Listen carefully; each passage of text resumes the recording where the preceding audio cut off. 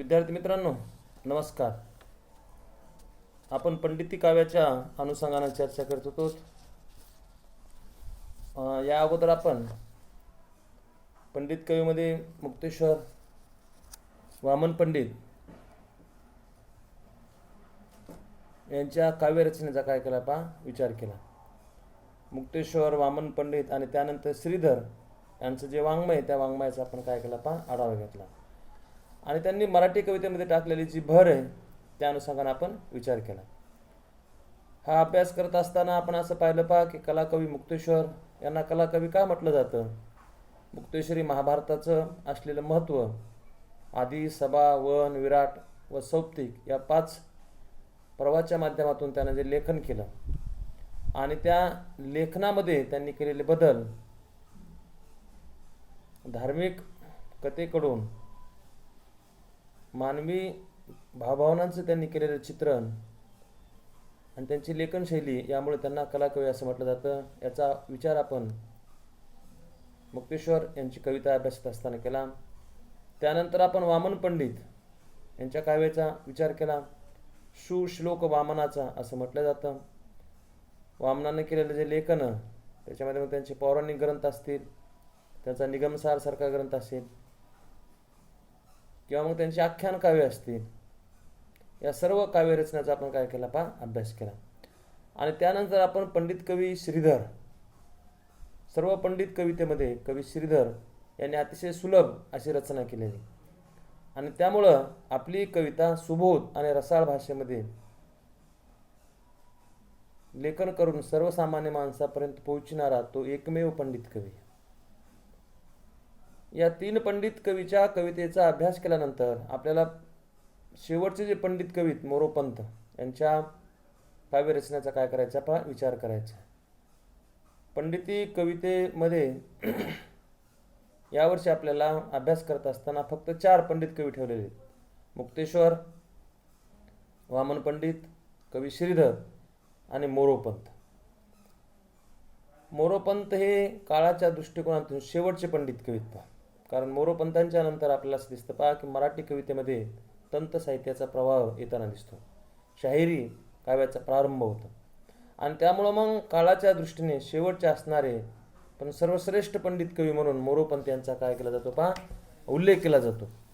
आणि त्यामुळं पंडिती परंपरेतील सर्वश्रेष्ठ आणि कालाच्या दृष्टीने शेवटचे कवी होत.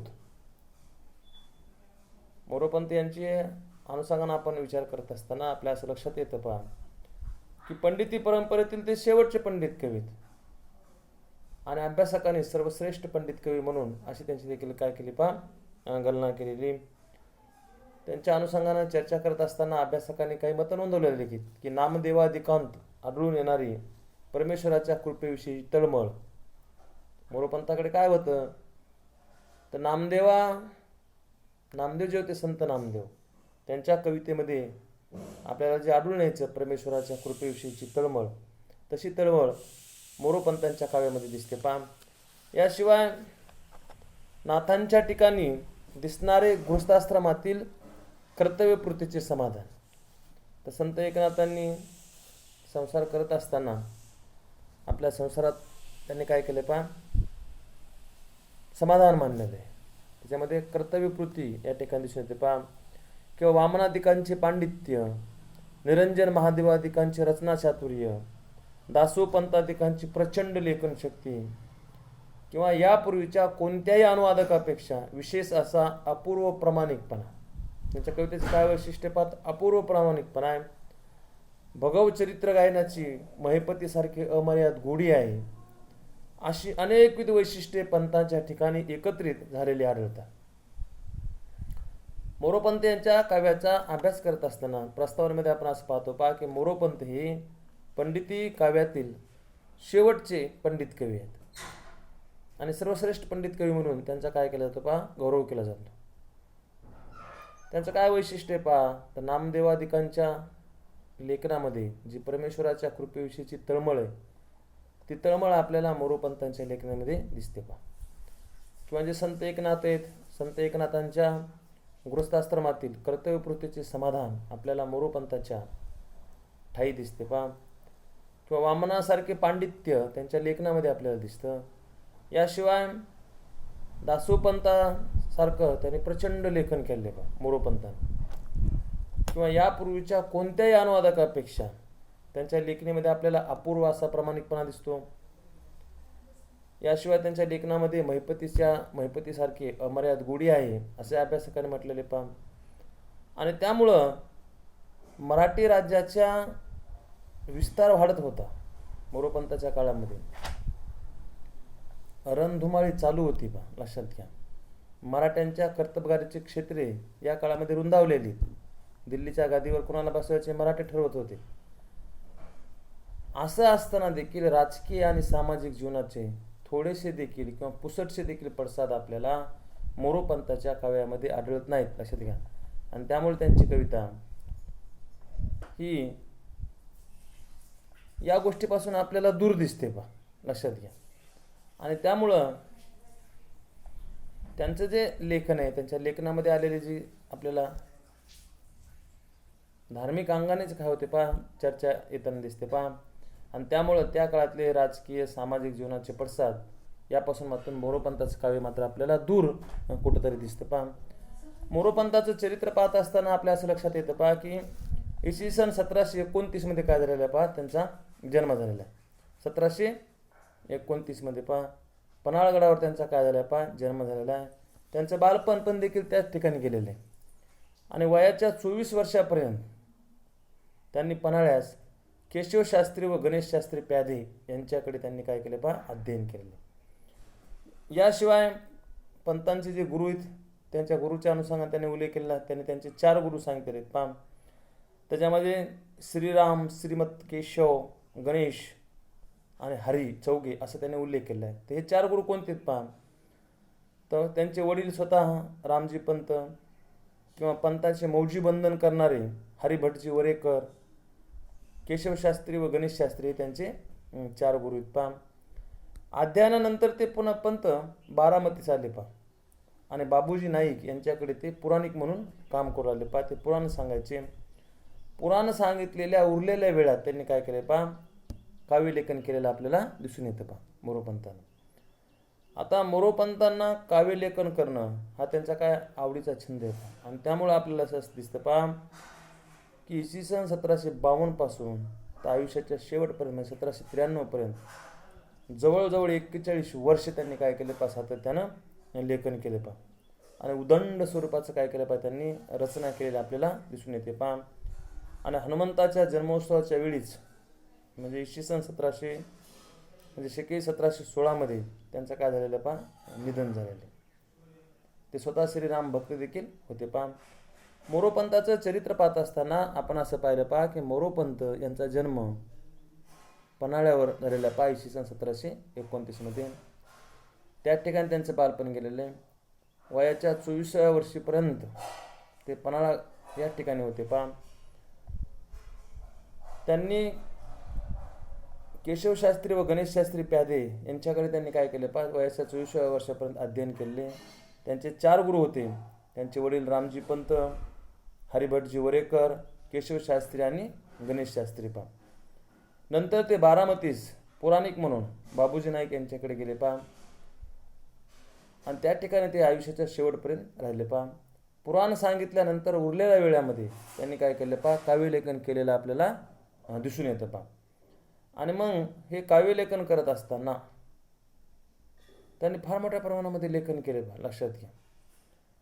म्हणजे इसवी सन 1752 पासून ते 1793 पर्यंत जवळजवळ 41 वर्ष ते सातत्याने काय होते पहा, लिहित होते. आणि त्यामुळे त्यांचं काव्य हे भरपूर आहे पहा. आणि इसवी सन 1716 मध्ये हनुमान जन्म उत्सवाच्या वेळी त्यांचं काय झालेलं आहे पहा, निधन झालेलं आहे. तर असं 41 वर्ष पंतांनी काय केलेलं पहा, लेखन केलं. आणि त्यामुळं अभ्यासकांनी त्यांच्या रचनेविषयी असे म्हटले पहा की समुद्राप्रमाणे विपुल आणि बहुरत्ना अशी त्यांचे काय कवितेचं स्वरूप आहे पहा. त्यांचं जे प्रकाशित साहित्य ते पहा 57,075 आणि अप्रकाशित जे साहित्य पहा ते 47,075 अशी एकूण त्यांच्या काव्यसंग्रहाची संख्या 1 लाखाच्या वर जाते. अशा पुराणिकांचा व्यवसाय, भोवतालचे मित्रमंडळ आणि प्रदीर्घ व्यासंग यामुळे त्यांची काव्यरचना संपन्न झाली. एवढी काव्यरचना त्यांनी काय केली, तर पुराण सांगितल्यानंतर उरलेला जो वेळ आहे त्या वेळेमध्ये ते लेखन करायचे. त्यांचा तो पुराणिकांचा व्यवसाय, भोवतालचे मित्रमंडळ आणि प्रदीर्घ व्यासंग यामुळे त्यांची काव्यरचना आपल्याला संपन्न झालेली दिसून येते. त्यांचं अध्ययन आणि अभ्यास देखील सखोल होता. त्यांचं संस्कृत भाषेवर प्रभुत्व होतं. त्यांनी संस्कृत काव्याचा अभ्यास केला होता. त्याच्यामध्ये काव्य, नाटक, चंपू, भान, अलंकारशास्त्र, छंदशास्त्र, कोश इत्यादींचे त्यांचे अध्ययन संसारकित झालेलं आहे. म्हणजे फार मोठ्या प्रमाणे त्यांनी काय केलं आहे अध्ययन केलेलं आपल्याला या ठिकाणी दिसून येतं. पंतांनी ज्ञानेश्वरापासून ते रामजोशापर्यंत सर्व मराठी संतांची कविता काळजीपूर्वक वाचली होती. म्हणजे ज्ञानेश्वरापासून तर रामजोशी जे शाहीर आहेत त्यांची जी कविता आहे ती त्यांनी काळजीपूर्वक वाचली होती असं मत मोरोपंत यांचं चरित्र लिहिणारे ल.रा. पांगरकर काय करतात नोंदवतात. किंवा पूर्वीच्या मराठी कवितेच्या कितीतरी कल्पना व रचना पद्धती पंतांनी उचलल्या आणि आपले काव्य समृद्ध केले. आता पंतांचा जो कालखंड आहे तो महाराष्ट्राच्या इतिहासातील मोठ्या धामधुमीचा कालखंड आहे. लक्षात घ्या.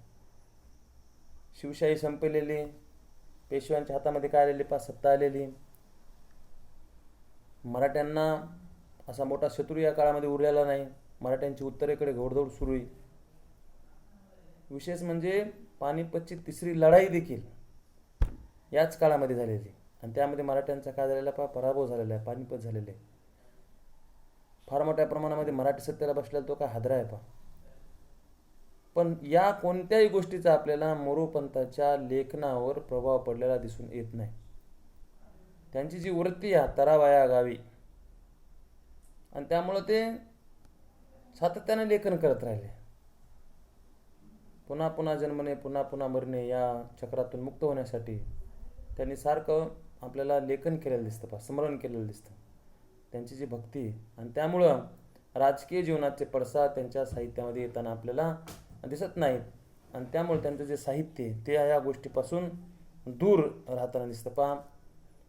अवतीभोवती एवढ्या मोठ्या घटना घडत असताना पंत मात्र रामायण आणि महाभारत यामध्येच आपल्याला रममान झालेले दिसतात. आणि त्यामुळं ल.रा. पांगरकर यांनी त्यांच्या व्यक्तिमत्वाविषयी असं म्हटलं की शांत, धर्मनिष्ठ, कुटुंबवत्सल, कर्तव्यदक्ष, व्यवहार चतुर असे गृहस्थ, व्यासंगी अभ्यासक, कलाभिज्ञ कवी आणि प्रभावशाली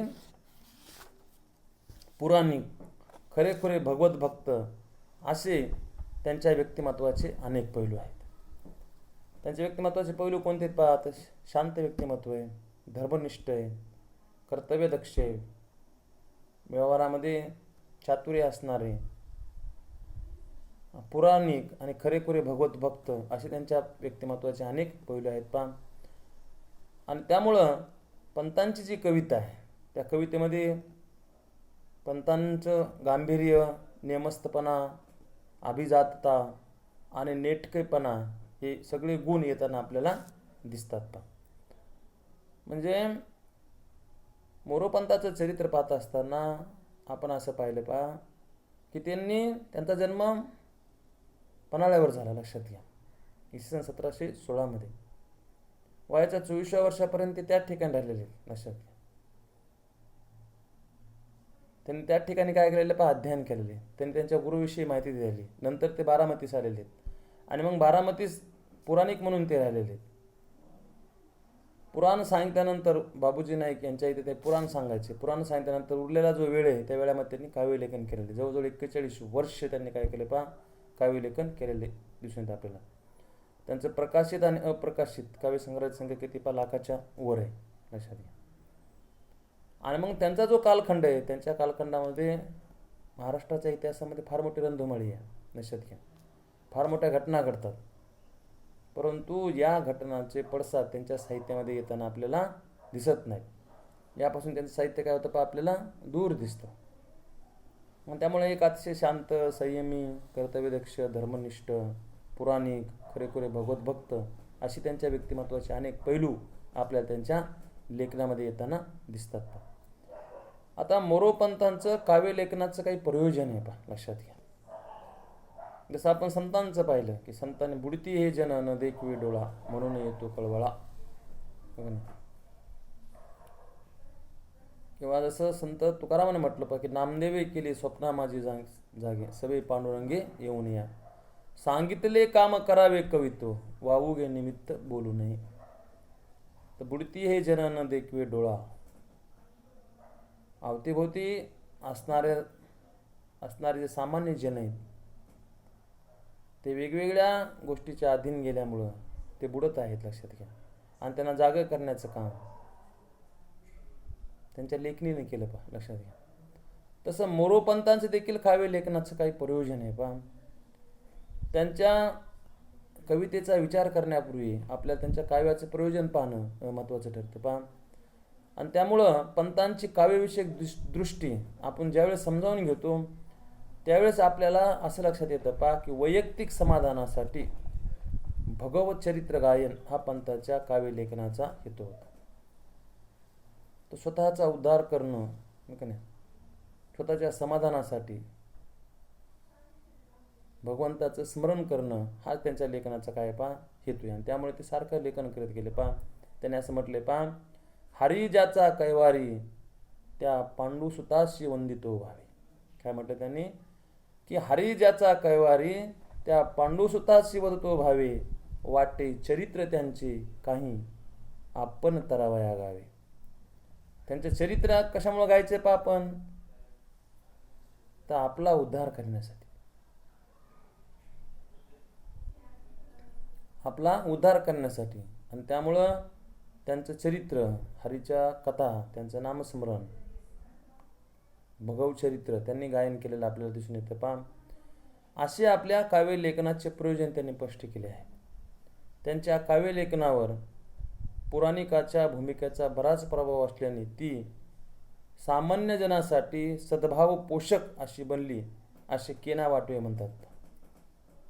त्यांच्या कवितेवर ते स्वतः पुराणिक असल्यामुळं सामान्य माणसांना हरिभक्तीकडे वळवण्याचं काम त्यांनी केलं असं केना वाटवे यांना वाटते पहा. त्याने म्हटलंय पहा की ईश्वराची कीर्तन समरणरूप भक्ती करावी. ईश्वराची काय करावी पहा, कीर्तन समरणरूप भक्ती करावी ही प्रेरणा पंताच्या काव्यरचनेमध्ये आहे. पंताच्या काव्यरचनेमध्ये कोणती प्रेरणा आहे पहा, तर ईश्वराची कीर्तन समरणरूपी भक्ती करावी ही त्यांच्या काव्यरचनेमध्ये काय पहा प्रेरणा आहे. तरावया वाटे चरित्र त्यांचे आपण तरावया गावे ही त्यांची काव्यदृष्टी आहे. वाटे चरित्र त्यांचे आपण तरावया गावे ही त्यांची काव्यदृष्टी आपल्याला दिसते पहा. पण याबरोबरच साहित्य गुणांनी मंडित अशी कविता करावी असाही त्यांचा उद्देश आहे. परमेश्वर प्रसादाबरोबर रसिकजनाचा संतोषही साधावा अशी पंत कवितेची आपल्याला भूमिका दिसते पहा.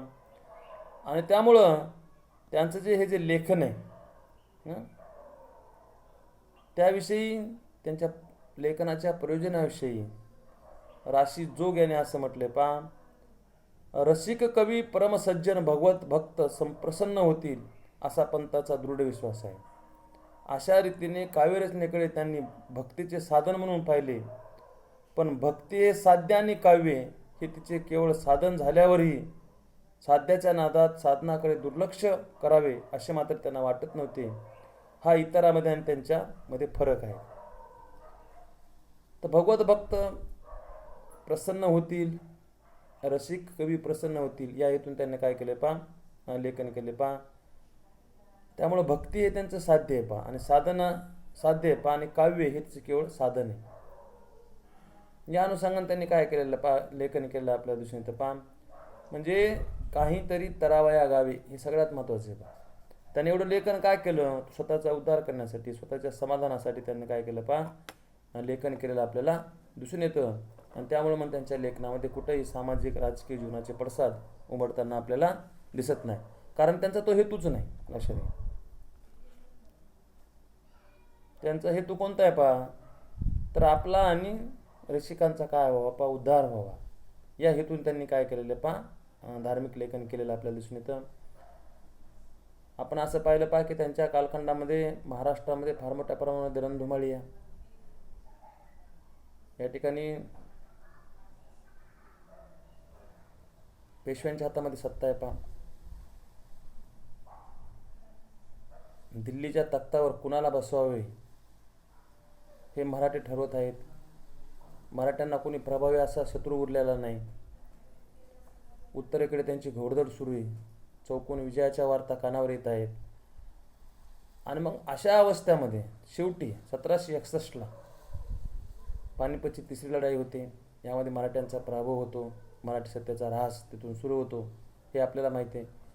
आणि मग हे सगळे साद पडसाद आपल्याला त्यांच्या कवितेमध्ये येताना दिसत नाही. त्याचं कारण असं आहे पहा की त्यांची वृत्ती ही कशी पहा तरावया गावे हीच असल्यामुळं महाभारत आणि रामायण यांच्यामध्येच ते रममान झालेले आपल्याला दिसून येतात पहा. त्याचे पुसटचे संदर्भ त्यांच्या लेखनात येताना आपल्याला दिसत नाही. आणि त्यामुळं मोरोपंत यांची प्रस्तावना चरित्र पाहिल्यानंतर आपण त्यांच्या काव्यलेखनाचं प्रयोजन देखील पाहिलं पहा. आता त्यांचे जे ग्रंथ आहेत पहा मोरोपंताचे, त्याच्यामधला पहिला जो ग्रंथ आहे तो कुश लव आख्यान अशा या स्वरूपाचा आहे पहा. कुश आणि लव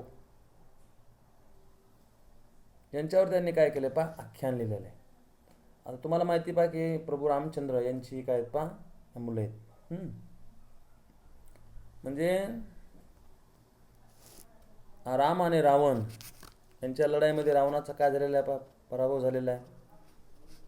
आणि प्रभू रामचंद्र हे अयोध्येला काय आलेत पहा परत आलेले. आणि मग अयोध्येला परत आल्यानंतर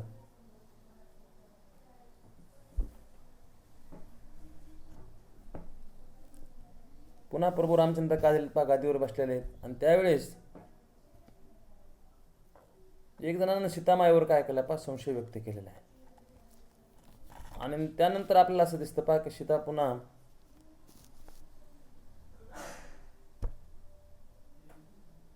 ऋषीच्या घरी जाते पहा की त्या ठिकाणी मग तिनं लव आणि कुश यांना जन्म दिलेला आहे. इकडं प्रभू रामचंद्र गादीवर बसून त्यांनी अश्वमेध यज्ञ केलेला आहे. त्यांचा जो घोडा आहे तो घोडा चौकडे विजय होऊन त्या ठिकाणी जात असताना लव आणि कुश काय करतात पहा तो अडवतात. आणि मग त्यांच्या सैन्याचा काय होतं पराभव करतात. पण लक्ष्मणाचा पराभव करतात. मग प्रभू रामचंद्र येतात. आणि मग शेवटी आपल्याला ते रामाचीच मुलं आहेत हे त्यांना नंतर कळतं. या स्वरूपाचं ते काय पहा कुश लव आख्यान आपल्याला या ठिकाणी दिसून येतं पहा.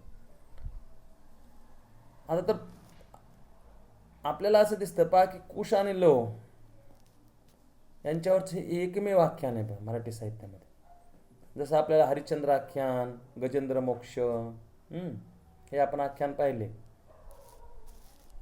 किंवा रामायण श्रीकृष्णावरचे कंसवध सारखं आख्यान असेल, किंवा श्रीकृष्णाच्या बाललीला असतील त्यावरचे आख्यान असतील.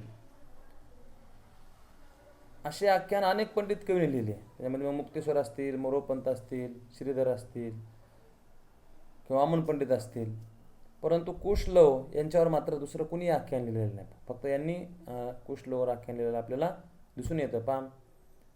जसं नलदमयंती आख्यान हे फक्त रघुनाथ पंडित यांनीच लिहिलेलं आहे, पंडित कवी. दुसऱ्या कोणाही पंडित कवीने ते लिहिलेलं नाही पहा. तसं मोरोपंताने मात्र अगदी उमेदीच्या काळामध्ये त्यांनी हा पहिला ग्रंथ लिहिलेला आहे पहा. तर अश्वमेघातील 25 ते 36 अध्यायावर आधारित आहे पहा. अश्वमेघ यज्ञ त्यावर आधारित हे आख्यान आहे पहा रामायणामध्ये पहा. इसवी सन 1750 ते 51च्या सुमारास त्यांनी ते लिहिलं असावं असं अभ्यासकांचं मत आहे पहा. त्याच्यामध्ये 13 अध्याय आहेत आणि 508 श्लोकांचे हे आख्यान एक लक्षणीय पंडित काव्य आहे. पंतांचे हे पहिलेच काव्य असल्याने यात संस्कृत प्राचुर्याचा अतिरेक आहे भाषेत. तर पंतांचं हे काय पहिलंच काव्य आहे आणि त्या काव्यामध्ये आपल्याला सुलभता दिसत नाही पहा.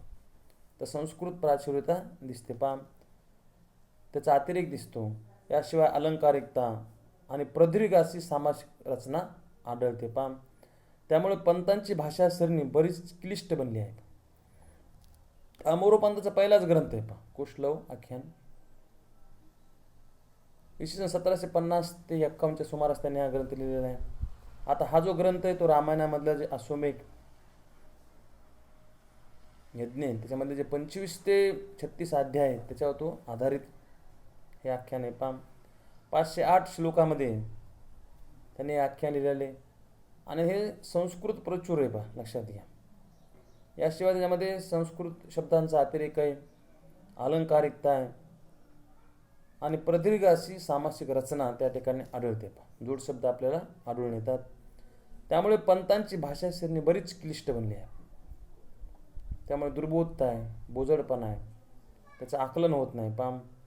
आता ह्याच्यामध्ये सीतात्याग, सीताचा शोक यासारख्या करुणरम्य प्रसंगाने हे काव्य नटलेले आहे. मी तुम्हाला आता सांगितलं की रामायणामध्ये शेवटी सीतेवर एक व्यक्ती संशय घेतो आणि त्यामुळे मग सीता त्याग करते. त्यावेळेस सीतेचा शोक यासारखे किंवा सीताचे दोहलक्षण, अग्नीमध्ये उडी मारणे, पुन्हा ती पवित्रून येणे, किंवा सीतेने लक्ष्मणा करवी रामास पाठवलेला निरोप, असाही अशा सीतेस वाल्मिकाने दिलेले आश्वासन इत्यादी वर्णनांना मात्र रघुवंशाचा आधार दिसतो. त्याच्यामध्ये काही ओव्या त्यांनी दिल्यात पाहिजे. माथा रत्न किरीट कुंडल युग स्तोत्री विराजे बरे, भाऊ अंगद भूषणे विलसती सनमध्य पितांबरे, कंठी मौतिकहार चंदन उटी अंगी घनश्यामला, आयशी रावघव मूर्ती यावरी कधी भेटेल वत्सा मला. या सीतेने लक्ष्मणाला उद्देशून केलेल्या संवादातील श्रीरामाचे चित्र सुंदर आहे. तर रामाबद्दलचं प्रेम, जिव्हाळा, माया या ठिकाणी व्यक्त झाली. रामाला सोडून सीतेला जावत नाही आणि त्यामुळे तो शोक आहे, तो शोक याच्यातून व्यक्त झालेला आणि त्याचप्रमाणे लव आणि कुश, प्रभू रामचंद्र हे गादीवर बसलेले, त्यांनी अश्वमेध यज्ञ केलेला आणि अश्वमेध यज्ञाचा जो घोडा आहे चौकड विजय करून जात असताना अशात घ्या लव आणि कुश यांनी ते काय केलेलं अडवलेलं आहे आणि त्या ठिकाणी मग रामाच्या सैन्याचा पराभव झालेला आहे. अनेक वीर पुरुष येतात, ते पराभूत होतात. शेवटी लक्ष्मण येतात, ते पराभूत होतात. शेवटी मग प्रभू रामचंद्र येतात आणि त्यांचा काय होतं पराभव झालेला आहे. आणि नंतर मग रामाला असं कळतं की दोन्ही मुलं आपलीच आहेत. आणि मग लव आणि कुश यांच्यासोबत लढाई करत असताना लक्ष्मणानं केलेलं जे वर्णन आहे ते इथं आलेलं आहे. त्या दोघांच्या मुखाते जव निजनेने युद्ध होताही पाय, तो कांता समूर्ती ते घडी घडी हृदयी जानकी जाणीलाय, त्या सतीचा स्मर अनेक तिचे पुत्रही चाप पाणी, एकमेकाचे प्रतापे रघु पतीस उरी ताडती कुरवान. तर सीतेला त्याचा पराक्रम वगैरे पाहून म्हणजे काय वाटतं त्या भावना इथं व्यक्त केल्यात. हे प्रभू रामचंद्रांच्या मनस्थितीचं पंताने रेखाटलेलं चित्र मनोवेदक आहे. सारा प्रसंगच काय झाला नाट्यपूर्ण बनला आहे आणि त्यामुळं एकूण या काव्यामध्ये भावनेपेक्षा कल्पनेला आणि रसापेक्षा अलंकारालाच अधिक प्राधान्य मिळाल्यामुळं हे काव्य तितकंसं सुरस असं बनलेलं नाही. अलंकार प्रचुरता, अलंकाराचा अतिरेक, संस्कृत प्रचुरता आणि त्यामुळे क्लिष्ट अशा स्वरूपाचं हे काव्य, पण तरी बी कुश आणि लव यांच्यावरचे एकमेव आख्यान काव्य. तर मोरोपंत हे पंडिती परंपरेतील शेवटचे कवी, त्यांची आपण आज प्रस्तावना पाहिली, त्यांच्या चरित्राच्या अनुषंगाने चर्चा केली, त्यांच्या काव्यलेखनाचं जे प्रयोजन आहे त्यावर आपण विचार केला आणि त्यांचा जो पहिला ग्रंथ आहे कुश लव आख्यान याचा आपण या ठिकाणी अभ्यास केला. उर्वरित त्यांचे जे ग्रंथ आहेत ते आपण पुढच्या तासिकेमध्ये पाहू. धन्यवाद.